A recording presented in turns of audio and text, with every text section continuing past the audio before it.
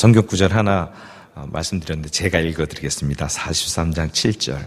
내 이름으로 불려지는 모든 자 곧 내가 내 영광을 위하여 창조한 자를 오게 하라.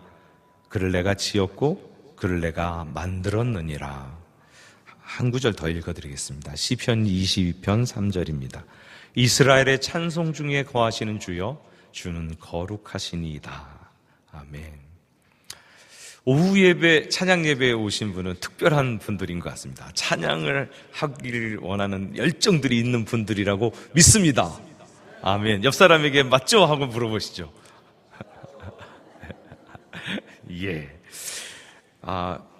저도 그런 열정이 불타오르는데요. 말씀 나누기 전에 추석을 맞으니까 제 마음에 국악으로 찬양을 한번 하면 좋겠다는 마음이 있어서 여러분과 한 곡 내지는 두 곡 같이 하려고 합니다. 잘 모르시면 한번 이렇게 들어보시고 가사가 띄워지면 같이 한번 해보시겠습니까?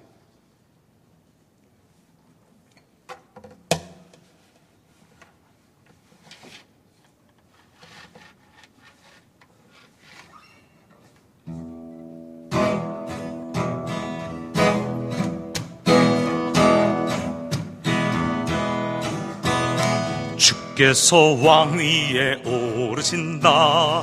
무서워 숨는 자 그 누구냐. 우리의 마음은 춤을 춘다. 주께서 왕이시라. 할렐루야 할렐루야. 얼씨구나 좋다 지화자 좋네. 주께서 왕이시라. 같이 해보실까요? 주께서 왕 위에 오르신다. 무서워 숨는 자 그 누구냐. 우리의 마음은 춤을 춘다. 주께서 왕이시라. 할렐루야 할렐루야. 얼씨구나 좋다 지화자 좋네. 주께서 왕이시라. 정의의 오른팔 쳐드신다. 무서워 떠는 자 그 누구냐. 단처나 초모가 노래하라. 주께서 왕이시라. 할렐루야 할렐루야. 얼씨구나 좋다 지화자 좋네. 주께서 왕이시. 할렐루야 할렐루야 할렐루야. 얼씨구나 좋다 지화자 좋네. 주께서 왕이시라. 아멘.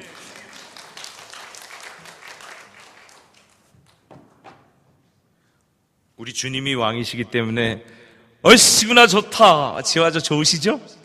아멘. 제가 원래 국악을 좋아했던 사람은 아니고요. 어느 날 국악으로 찬양하는데 얼씨구나 좋다 지화자 좋네 하는데 이게 국거리 장단이지 않습니까? 그런데 쓰는 노래가 그 다음에 주께서 왕이시라. 근데 찬양의 가사가 될 수 있구나를 깨달았어요. 그 다음부터 제 시야가 트이면서 모든 장르와 모든 악기와 모든 모습으로 하나님을 찬양할 수 있다. 그런 마음이 들었습니다.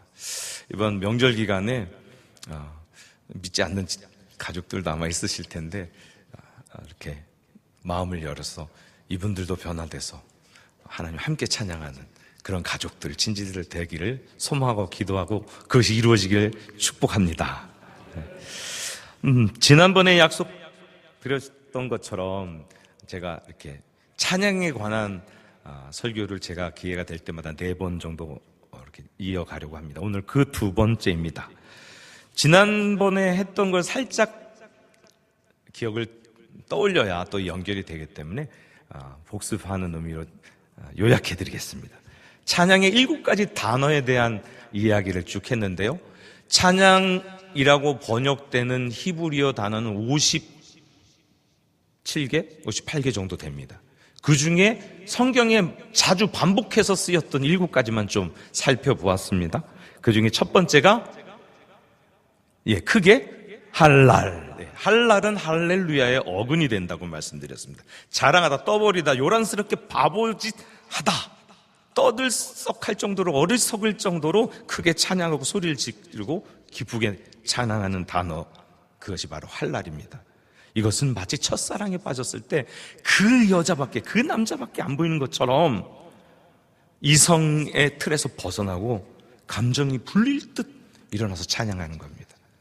우리가 받은 구원의 감격을 노래할 때 이 할랄 찬양을 하는 것입니다. 두 번째 단어가 야다. 한번 좀 이렇게 나오면 크게 시작. 야다. 야다는 손을 들어서 찬양하는 거예요. 편손으로 찬양하고 두 손을 들어 찬양한다는 의미입니다. 손은 들다 하는 의미는 항복의 의미가 있습니다. 물에 빠졌을 때 구원할 때 구원해 주세요, 살려주세요 할 때 구원의 요청에 대한 의미가 있습니다. 하나님만 전적으로 의지합니다 하는 의지의 의미가 있습니다. 의지적인 결단이죠. 손을 든다는 것은 영적인 무기로서의 찬양을 의미하기도 합니다. 손을 든다는 것은 하나님을 환영합니다 하는 의미도 들어있습니다. 손을 든다는 것은 어린아이가 엄마 아빠에게 안아줘 할 때 어떻게 하죠? 손을 들고 이렇게 하잖아요. 하나님께 안기고 하나님을 포옹하는 의미가 있습니다. 이 손을 든다 하는 것은, 이 손은 그냥 육체의 손만이 아니라 내면에 있는 내 존재의 연장선으로 내 내면의 이야기를 손을 통해서 하나님을 찬양하고 높여드리는 것입니다. 세 번째 단어는 시작. 바락. 이 바락라는 단어는 축복한다는 의미예요. 우리 성경에는 성축하다라는 의미로 번역됐습니다. 바락은 축복의 근원은 하나님인데 우리가 하나님을 감히 축복하는 거예요. 하나님은 우리가 축복하더니 우리가 축복받아야 되는데, 근데 하나님은 이 단어를 허락하셔서 우리로 하나님을 송축하게 하셨습니다. 네 번째 단어는 시작. 토다. 토다는 야다와 어근이 같습니다. 야다가 뭐였죠? 손을 들어 찬양한다. 토다도 손을 든다는 의미는 똑같은데요. 뭐가 수반되냐면 감사가 수반됩니다. 감사는 어떤 감사냐면 앞으로 일어나지 않은 일에 대해서 미리 감사를, 하나님 이렇게 해주실 것을 감사합니다. 믿음으로 감사부터 선포하는 찬양이 토다 찬양입니다. 이것은 찬양의 제사, 감사의 제사와 관련이 있고 서원과 관련이 있습니다. 내가 하나님께 어떤 서원을 드릴 때 이 토다의 찬양을 하며 하나님 앞에 나가는 것입니다. 다섯 번째 단어는 시작. 테힐라. 이 테힐라는 열광적인 찬양, 특별한 수준의 찬양을 말하는데 곧 하나님의 임재 가운데 들어가는 찬양을 의미합니다. 여섯 번째 단어는 시작. 자마르. 자마르는 줄을 퉁기다라는 의미가 들어있어요. 그러니까 악기로 찬양하는, 우리 많은 악기들로 찬양하는데요.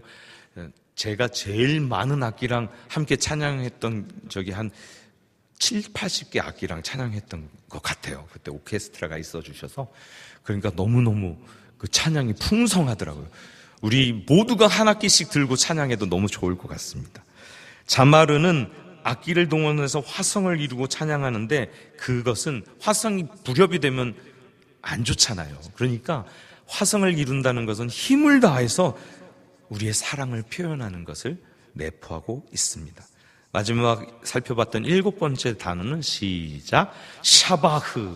이 샤바흐는 외치다, 큰 소리로 말하다의 의미인데 찬양을, 감탄스러운 찬양을 하는 것을 샤바흐 찬양이라고 합니다. 이렇게 우리 말로는 찬양이라고 번역되는 것이 이렇게 다양한 히브리어 단어들을 사용했고 의미를 포함하고 있다는 것을 살펴보았습니다. 오늘은 왜 찬양하는가에 대한 이야기를 살펴보려고 합니다. 오늘 말씀을 잘 되새겨 들으시고 여러분이 실천하신다면 큰 축복이 임할 것으로 믿습니다. 첫 번째 찬양하는 이유는 찬양은 명령이기 때문입니다. 하나님 명령하셨어요. 시편은 여호와를 찬양하라 하는 명령으로 가득 차 있습니다. 할렐루야는, 할렐루, 찬양하라 야 여호와를. 무슨 말이에요? 여호와를 찬양하라 하는 명령어입니다. 이것은 찬양을 해보시죠. 하자 하는 게 어떠니? 의무 또는 청유, 부탁이 아니라 단호한 명령어입니다. 찬양을 하느냐 마느냐에 대한 선택권이 우리에게 있다 없다? 없다는 거예요. 명령이니까요. 명령은 복종하는 것밖에 없습니다. 그저 확실하게 명령하는 겁니다. 조건과 상황과 상관이 없습니다. 나의 형편과 상관이 없습니다. 내가 힘들 때 뭐 해야 돼요? 찬양. 내가 슬플 때 찬양해야 돼요. 내가 기쁠 때만 찬양하는 게 아니라 나의 상태와 상관이 없이 하나님은 찬양하라고 명령하고 계십니다. 모압 자손과 암몬 자손들과 세일산 주민이 이스라엘 유대를 침공해 왔습니다. 어마어마한 사람들이 몰려왔어요. 여호사밧 왕이 그들을 보니까 답답한 거예요. 하나님 앞에 가서 하나님 이걸 좀 보십시오 하면서 하나님께 부르짖습니다. 백성들이 함께 다 하나님 앞에 나왔어요. 이제 멸망당할 위기에 놓였으니까요. 그때 하나님의 영이 야하시엘에게 임해서 하나님을 바라보라. 전쟁은 하나님께 속한 것이다. 그가 어떻게 구원을 이루시는가 바라보라.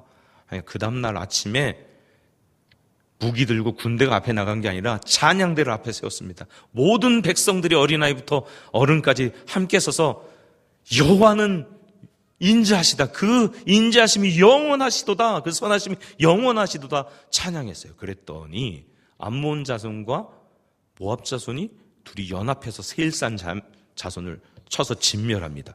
그리고 다 진멸이 끝나니까 자기들끼리 또 싸워서 서로가 다 쳐서 죽었습니다. 그 다음의 기사가 싸움 한 번도 안 하고 찬양하다가 그들이 다 죽었다 자빠졌으니까 전리품을 취하러 간 거예요. 며칠 동안? 3일 동안. 사랑하는 성도 여러분, 저기 분당에 롯데 아파트인가요? 아니, 롯데 백화점인가요? 현대 백화점인가요? 아주 큰 백화점이 있더라고요. 거기가 문을 다 열어놓고 여러분 마음껏 가져가십시오. 그러면 어떻게 하시겠습니까? 가족들에게 다 연락해서 자가용 다 끌고 가서 어떻게 해요? 바리바리 싸들고 자 채워서 올 거예요. 그죠? 유대 백성들이 그랬단 말입니다. 전쟁에서 이기니까 그 수많은 적군들의 가지고 있는 무기와 갑옷들과 그들이 가지고 있는 금부치들을 취했는데 하루에 다 가져온 게 아니라 3일 동안 가져와도 다 못한 거예요. 우리가 이기는 승리가 아니라 하나님이 주시는 승리는 이와 같은 것입니다. 왜 찬양한다고요? 명령이기 때문에. 그러면 왜 명령하셨을까요? 하나님이 찬양 받고 싶어서.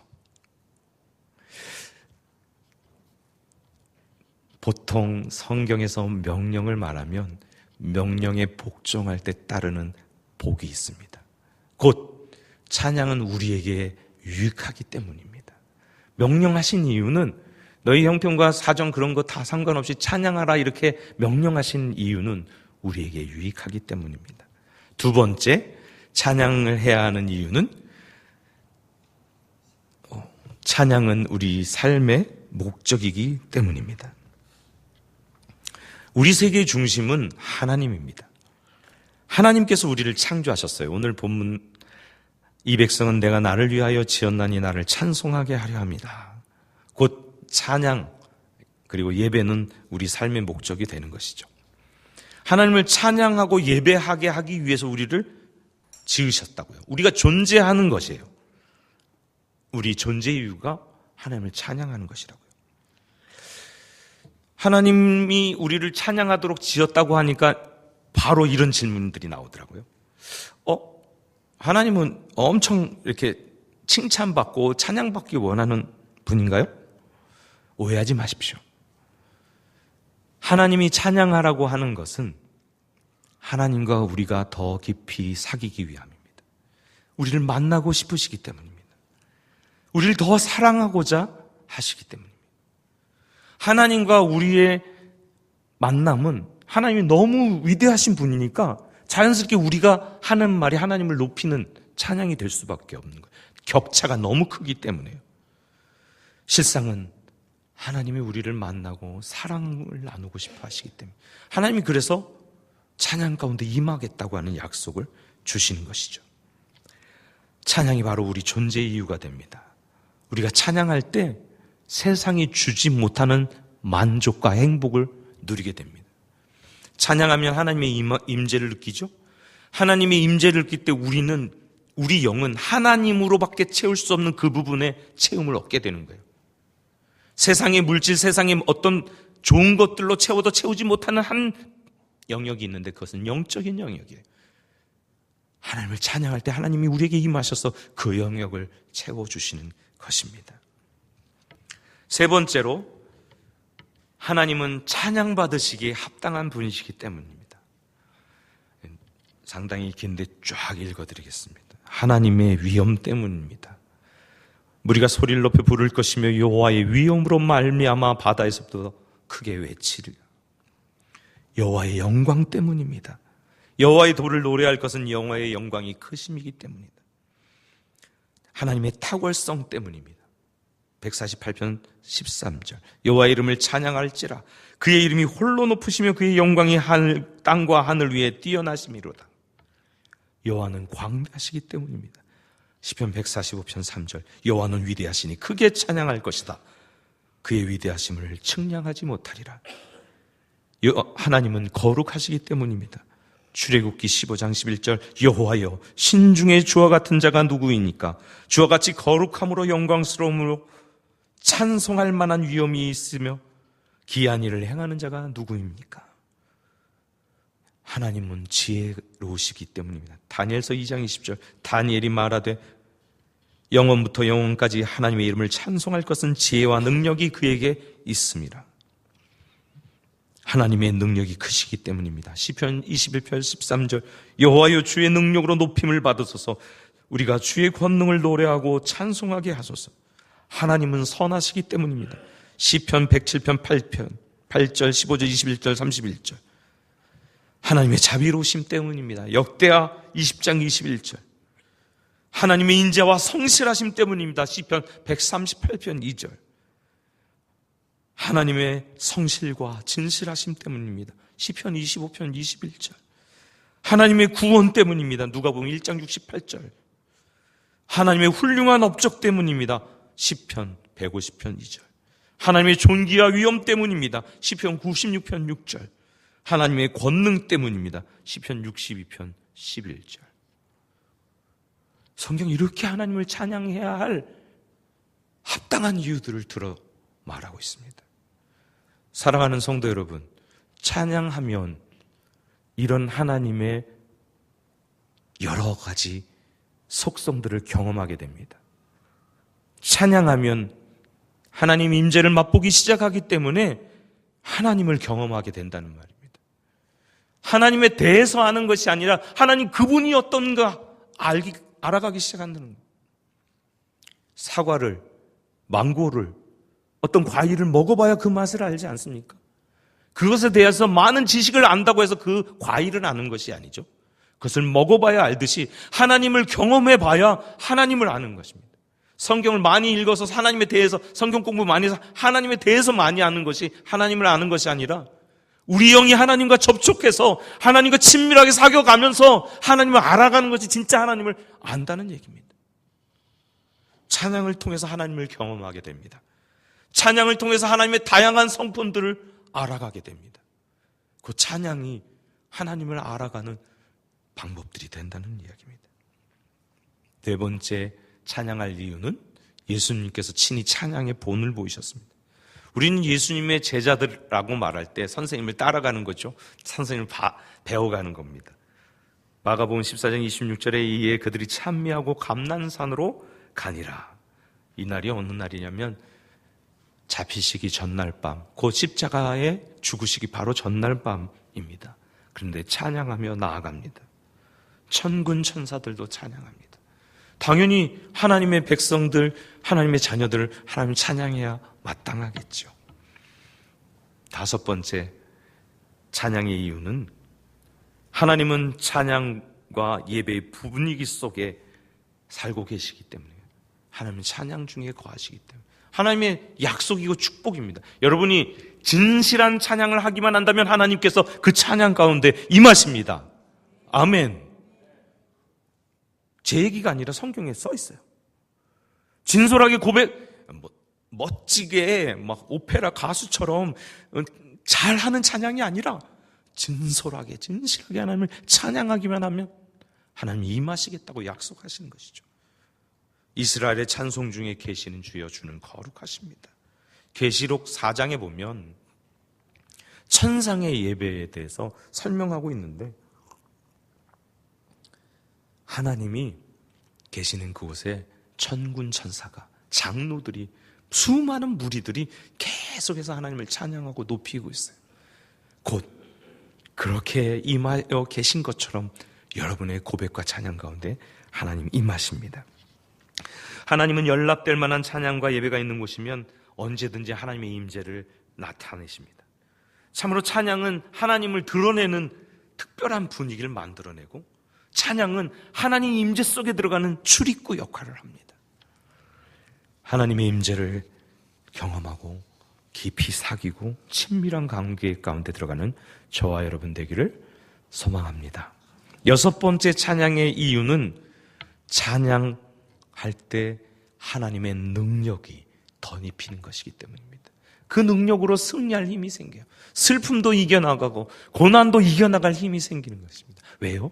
찬양 가운데 하나님이 임하셔서 우리의 영혼을 북돋아 주시기 때문입니다.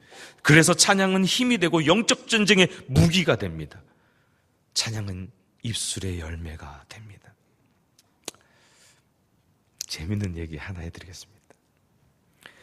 한 집사님이 이렇게 중보기도실에, 혼자 기도하는 중보기도실에 들어가서 기도를 막 하기 시작하는데 귀신이 나타났어요. 그러면서 기도하지 못하게 계속 협박하는 거예요. 그러니까 집사님이 귀신 앞에서 기도하니까 너무나 힘든 거예요. 근데 갑자기 생각이 딱 났어요. 목사님이 찬양이 영적 무기가 된다고 하셨으니까 찬양해야지 하는데 찬양이 생각나는 게 하나예요. 당신은 사랑받기 위해 태어나. 귀신이 눈물을 글썽이며 갔다고 합니다. 웃어주셔서 감사합니다. 찬양할 때 하나님의 권능이 우리에게 임합니다. 영적 전쟁의 무기가 됩니다. 7번째로 찬양의 이유는 우리 삶의 우선순위를 세우는 데 도움이 됩니다. 하나님은 우리의 찬양이 필요한 분이 아니세요. 우리가 찬양하지 않아도 돌들이라도 찬양할 거라고 말해요. 온 우주 만물이 찬양하고 있고 천군 천사가 찬양하니까 우리 한 사람이 찬양하든 만든 그게 막 더하고 덜할까요? 오히려 찬양은 우리에게 필요합니다.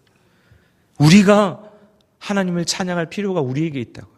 그 찬양을 할 때 하나님이 우리에게 응답 주시고 힘 주시고 위로해 주시는 것이기 때문에 우리가 찬양할 필요가 있습니다. 그러면 하나님이 우리 삶을 어떻게 이끌어 가야 되는지 지혜 주십니다. 하나님이 함께 하실 때 우리 삶의 우선순위가 바로 설 줄로 믿습니다. 마지막으로 8번째, 찬양은 구원받은 성도의 특권입니다. 슈퍼 아저씨를 아버지라고 하지 않습니다. 그 옆집 식당 아저씨를 아버지라고 안 합니다. 우리 아버지에게 아버지라고 합니다. 구원받은 자녀들, 하나님의 자녀들의 특권이 하나님을 찬양하는 것이라고요. 에베소서 1장 5절에 보면 그 기쁘신 뜻대로 우리를 택하사 예수 그리스도로 말미암아 자기의 아들들이 되게 하셨으니, 에베소 2장 1절에는 그는 허물과 죄로 죽었던 너희를 살리셨더라. 우리를 영적 죽음, 사망의 상태에서 영원한 생명을 가진 존재로 바꾸시고 죄의 노예에 있던 우리들을 자녀 삼아 주셨습니다. 그러니 하나님을 찬양해야겠죠. 근데 그건 아무나 하는 것이 아니라 저 디스코장에서 옛날엔 내게 강같은 평하고 찬양이 막 울렸대요. 가수 뱃송이. 그렇다고 거기서도 찬양하는 거 아니냐 이런 얘기 하던데 그건 찬양 아니죠. 구원받지 못한 사람이 찬양의 노래를 했다고 송을 불렀다고 찬양이 아니라 구원받은 사람이 마음을 담아 하나님을 고백하기 시작할 때 그때 찬양인 것이죠. 그것을 하나님은 받으시고 그것을 통해서 우리에게 하나님의 영광을 맛보게 하시고 거룩을 맛보게 하시고 임재를 맛보게 하시고 하나님의 능력으로 덧입혀 주시는 것입니다. 특권이라는 얘기를 하면 제가 이 예화를 꼭 하는데요. 잘 들어보십시오. 재벌이 있었습니다. 어마어마한 재벌이에요. 근데 아들이 하나예요. 초등학교, 중학교, 고등학교, 대학교 딱 들어갔는데 용돈을 계속 주다가 아버지가 용돈을 안 주고 카드를 한 장 딱 주십니다. 근데 이게 그냥 카드가 아니라 VVIP 카드, 한도 무제한의 카드를 딱 선물로 주십니다. 그러니까 아버지가 주셨으니까 이 아들이 이걸 잘 받았어요. 그리고 잘 보관했습니다. 그런데 매일 굶는 거예요. 아버지가 용돈 안 주시니까 돈 달라는 말은 못하고 밥을 못 사 먹고 있는 거예요. 이 카드만 가지고 편의점 가면 뭐든지 먹고 뷔페 가면 엄청난 것도 호텔에 가서 최고의 음식들을 먹을 수 있는데 이 카드인데 이 특권을 가지고 있는데 이 카드를 사용하지 않아요. 사용할 줄 몰라요. 여러분 다른 사람 얘기하는 게 아닙니다. 저와 여러분 얘기하는 겁니다. 하나님이 특권으로 찬양하게끔 허락하셨어요. 이것을 사용하시겠습니까? 안 사용하시고 쫄쫄 굶으시겠습니까? 오늘 말씀처럼 정말 여러 가지 찬양의 이유가 있는데 하나님을 찬양하는 저와 여러분 되기를 원합니다. 삶의 전 영역에서 하나님을 높이고 드러내고 영광 돌리는 삶을 살길 소망합니다. 성도 여러분, 저와 여러분이 하나님을 높이며 찬양할 때마다 하나님의 임재가 그곳에 나타납니다. 하나님의 부드러운 터치가 우리 영혼을 만지시고 새롭게 소성시켜 주십니다. 하나님이 우리의 시각을 바꾸시고 상황과 환경을 바꾸시고 하나님의 통치가 나타나서 우리 주변의 어둠의 세력들을 물리치고 승리하게 하실 것입니다. 찬양 받으시기 합당하신 하나님께 날마다 순간마다 나가는 저와 여러분 되길 축복합니다. 찬양을 통해 하나님과 동행하는 삶이 되고 하나님의 임재를 경험하는 저와 여러분 되기를 축복합니다. 그때 하나님의 능력이 나의 것이 될 것입니다. 그 특권을 누리며 살아가는 이 자리의 모든 성도 한 분 한 분 되기를 주님의 이름으로 간절히 축원합니다.